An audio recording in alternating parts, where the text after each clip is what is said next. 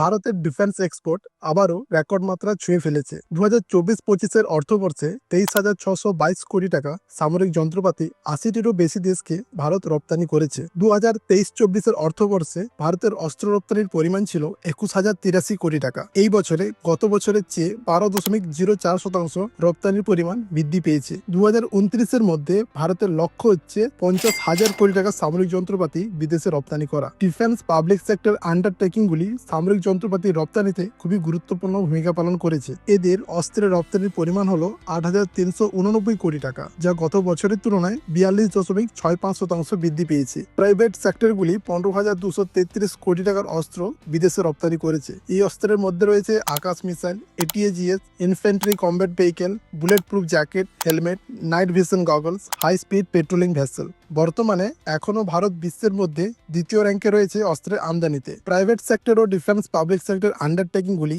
এইভাবে অস্ত্রের প্রোডাকশন করতে থাকলে আমাদের যে লক্ষ্য আত্মনির্ভর ভারত তা সহজেই অর্জন করা যাবে। জয় হিন্দ, জয় ভারত।